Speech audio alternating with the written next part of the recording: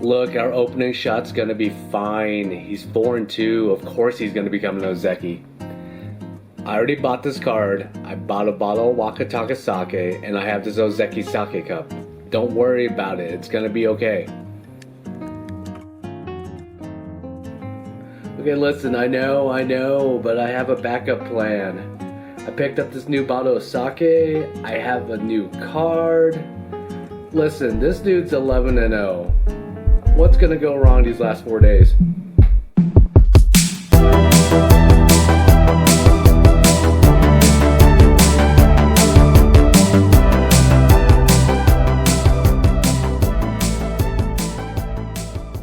Welcome to the Sumo JoJo September Basho recap. And what a tournament we have to talk about. When Hoshoryu and Onosato were promoted to Yokozuna, I feel like this was the ending to a Basho that we were all waiting for. A Yokozuna versus Yokozuna playoff match to determine the championship. Something that last happened 16 years ago when Hoshoryu defeated Hakuho at the 2009 Aki Basho. So entering day 15 of this Basho, Onosato held a 1-win lead over Hoshoryu. But in their scheduled head-to-head, Hoshoryu hit a double-handed strike to the neck that surprised Onosato. And when Onosato tried to back up to regain his composure, he lost track of his position, stepped out of the dokkyo, and that gave Hoshoryu the victory and both men a 13-2 record to force a playoff. Fast forward to their playoff match and a crazy 4 seconds of action. On the tachi-ai, Hoshoryu immediately goes for an outside left-hand grip, but Onosato fends off the right inside and tries to use his strength to maneuver his opponent back in front of him. Hoshoryu goes for a left-handed throw, but Onosato used sheer power to shift the momentum at the very last second to narrowly win by frontal crush out. After the judges convened for a mono-e, it confirmed that Onosato was the winner and making my pre-Basho prediction correct. This was his first Yusho as Yokozuna, his third title in 4 tournaments, and his 5th in 11 since climbing up to the top division. You know what's crazy? He's 25. He's not even in his prime yet. But as long as he's healthy, there's no telling what his ceiling is yet. Given how he's been fighting, it would not be that surprising to me if he reaches 10 Yushos by the end of 2026. Meanwhile, it's gotta be disappointing for Hoshoryu, who's still looking for his first Yusho as a Yokozuna. But as long as he's healthy, he's been consistent and worthy of that title. Look at the stats. The last 4 tournaments that he's fought in all 15 matches, 3 Jun Yushos, a Yusho, and a 50-10 record. That chip's gonna keep growing on his shoulder until he wins it all. Let's take a look at how I did on some of my other predictions. I had predicted Wakatakakage would win 11 to get to the 33 victories he needed to become ozeki. Well, I was wrong. He started off poorly and lost to Hakuoho and Tamawashi on days 1 and 3. And then he just imploded in the second half, losing 6 of his final 7 matches to finish 6-9. So where does he go from here?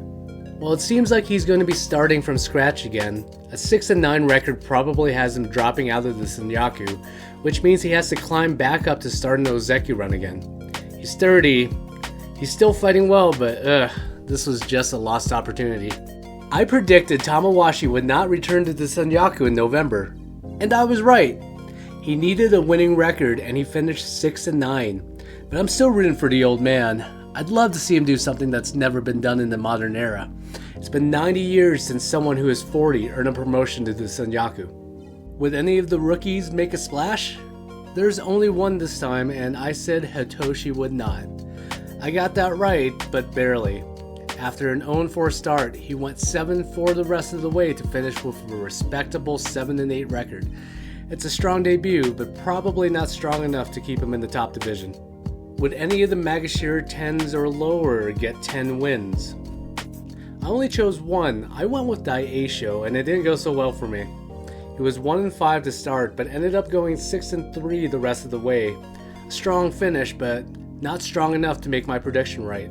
The guys who did? Well, Shodai had another solid tournament and looked like he turned back the sands of time for a bit. He won 8 of his first 9 and was in the Yusho race until week 2. And Shishi, who is the lowest ranked wrestler in Makuuchi, had a strong tournament that should give him some breathing room when the rankings come out for November. Now for other wrestlers who scored double-digit wins in September, there's Ao Nishiki, who rattled off his 4th consecutive 11-win tournament. The Japan Sumo Association said that September was the start of his ozeki run. He should be moving up to Sekiwaki in November. Takanosho had 12 wins, his best performance since finishing runner-up to Teruo no Fuji in the July 2024 tournament. Oho looks to be a strong contender to return to Sanyaku after posting 10 wins.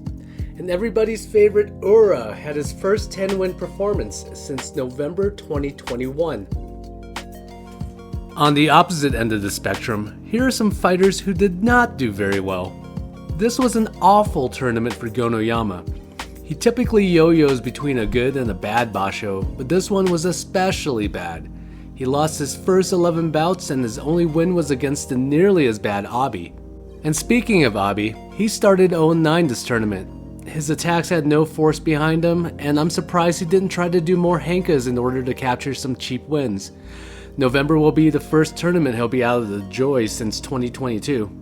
Next up is Nishikigi, who finished 2-13. Since March 2024, he's been in 9 top division tournaments, and in 6 of them he's had double-digit loss totals.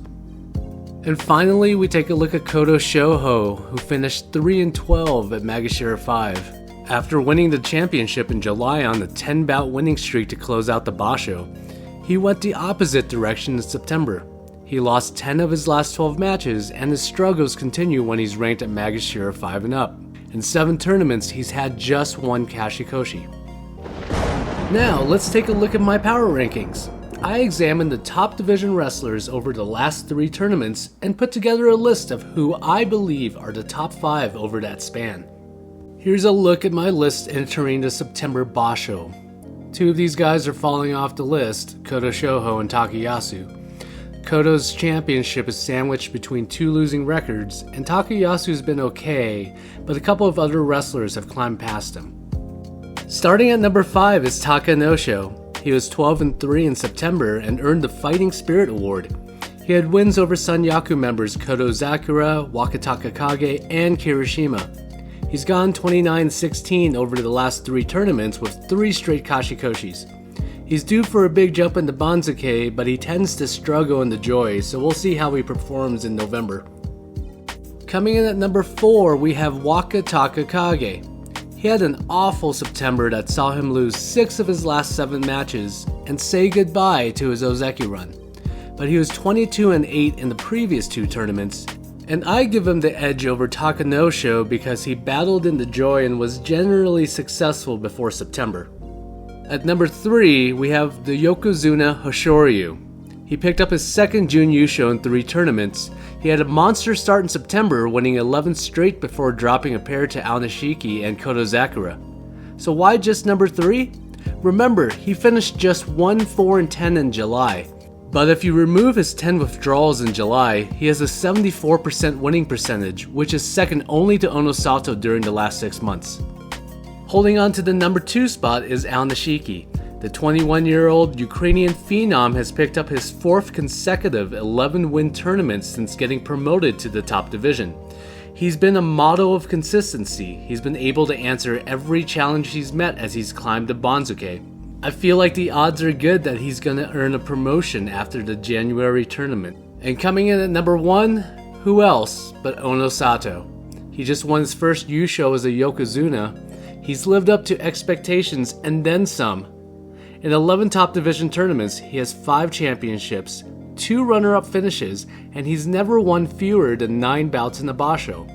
He already has 60 wins this year, and if he gets 10 in November, he'll be the first wrestler since Teruo no Fuji in 2021 to reach 70 wins in a calendar year. Alright, and before I wrap this up, here are my thoughts on who I think will drop to Juryo and who I think will come up. Magashira 12 East Takeru Fuji withdrew from the September tournament after undergoing surgery for his torn bicep. He's gonna go down.